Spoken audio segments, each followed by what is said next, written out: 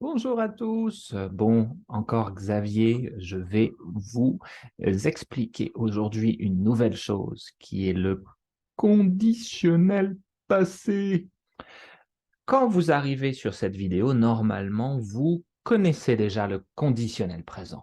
Le conditionnel présent est déjà maîtrisé.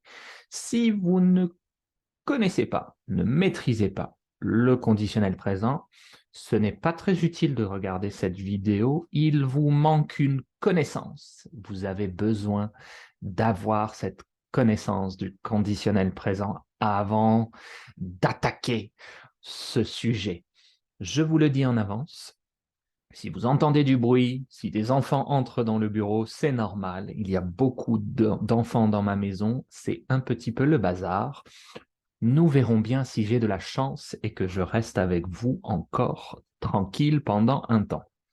Alors, la première chose, c'est d'exprimer un regret au conditionnel passé. Donc, quand on exprime un regret, c'est qu'on a fait quelque chose de mal et qu'on aimerait changer ça. Mais ce n'est pas possible, bien sûr. Ce n'est pas possible. Donc, la première méthode la plus simple, c'est simplement d'utiliser le verbe regretter. C'est la méthode la plus directe. Vous allez dire je regrette de plus verbe infinitif. Je regrette d'avoir fait ça. Ou même je regrette de ne pas avoir fait ça. Donc, exemple typique dans un couple, vous allez dire je regrette de ne pas avoir fait le ménage. Je regrette de ne pas avoir nettoyé la maison. Je suis désolé, mon amour. Voilà quelque chose que vous pouvez dire dans un couple. Maintenant, comment on dit ça au conditionnel passé? Eh bien, on va utiliser cette petite structure qui est j'aurais dû. Cette structure, elle est essentielle et très facile. Vous n'avez besoin que d'apprendre j'aurais dû du verbe devoir et de l'utiliser avec un verbe infinitif. Comment je fais donc? Je prends ce même exemple, je regrette d'avoir fait ça. Et vous allez dire j'aurais dû faire le ménage, mon amour. Désolé. Voilà un très bon exemple du regret au conditionnel passé. J'aurais dû. Donc, dans le passé, dans un monde idéal et dans le passé, ce que je devais faire, c'était faire le ménage. Je suis désolé.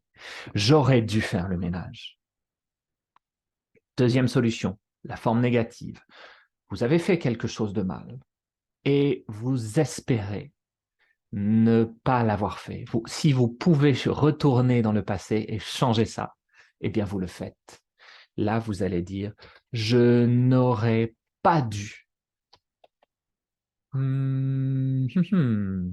boire tellement de vin. Je n'aurais pas dû boire tellement de vin. J'ai bu beaucoup trop d'alcool.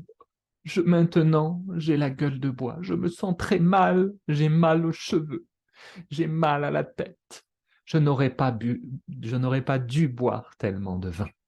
Je n'aurais pas dû aller au cinéma. Je n'aurais pas dû sortir hier soir, etc., etc. Voilà la première utilisation du conditionnel passé pour un regret. N'hésitez pas à me donner vos regrets au conditionnel passé.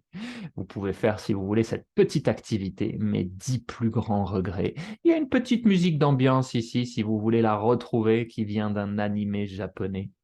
Voilà, à bientôt!